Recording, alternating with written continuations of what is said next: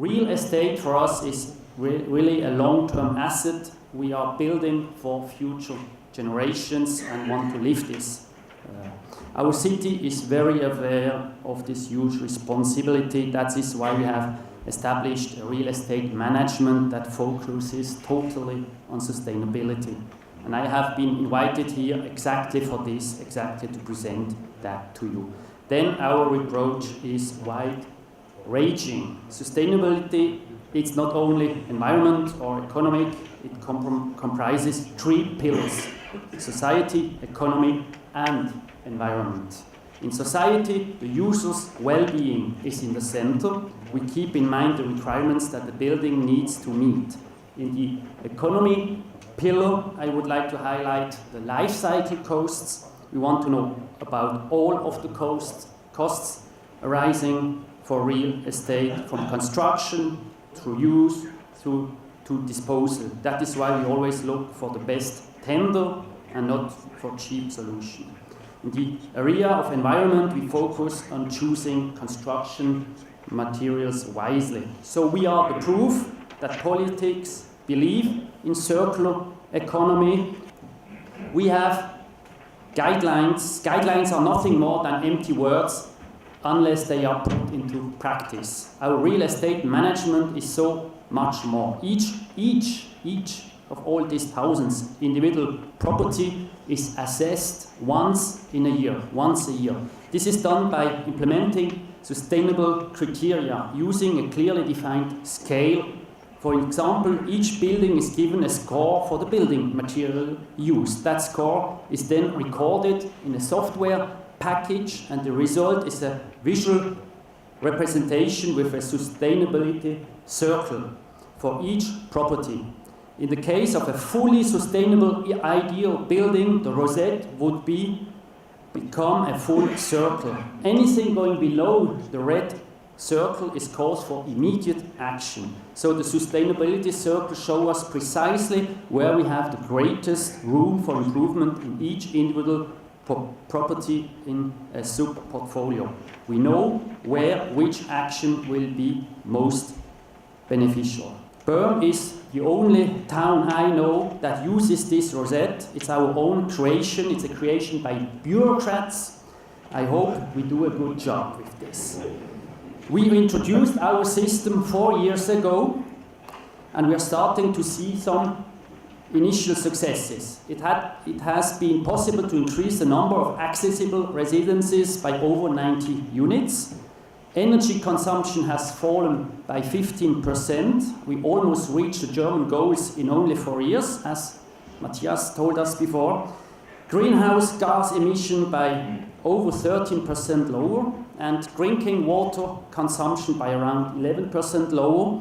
These are really good results. We are also using more renewable energy sources, and the number of bicycle parking spaces has also risen. So please invite me again in another 4 years, and if we go on like that, only if we go on like that. Now, what does our politics mean for you, for PwC, for your industry? We have no preconceptions about anyone who wants to work with us. Everyone is welcome, and everyone has to face the same issues. Is the use of PwC in line with our sustainable approach? I would say yes, do it.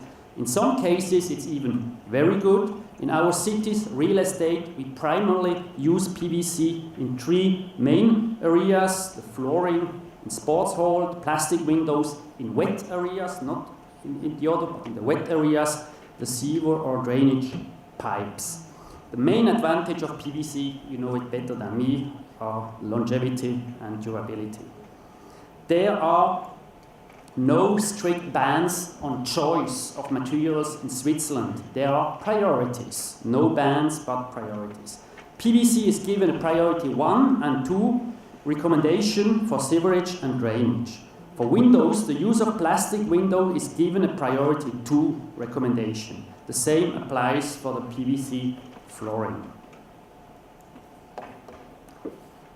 How does material choice work in a very specific example? We have environmental impact points. EIP. These are calculated by national bodies for key components with different qualities and choice of material. Essentially, the lower the EIP, the more sustainable the choice of product is. At first glance, your plastic windows have lost. They are ranked last after aluminium windows. There is definitely room for improvement there. The fact that plastic windows came out so poorly also surprised me. Although we use these recognized guidelines, we are not responsible for drafting them. Luckily for you, when choosing materials, we combine the priority recommendations and EIP overview with our own experience. When it comes to windows, this says, from a sustainability point of view, it is more practical to install PVC windows that are not moisture sensitive than wooden ones in bathrooms, because moisture damage can occur after a few years. Quality comes first. It's not simply a matter of cheapest price.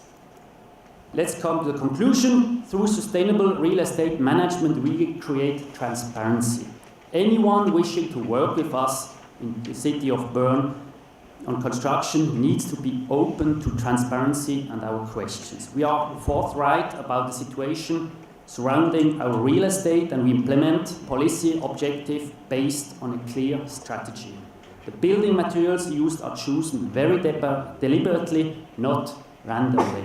Although PVC is obtained from non-renewable sources, its use can make sense from a sustainability point of view. As a liberal politician, I'm very happy about the interest you have shown in our real estate management. Research and development are very worthwhile. I look forward to some of you knocking on my door one day.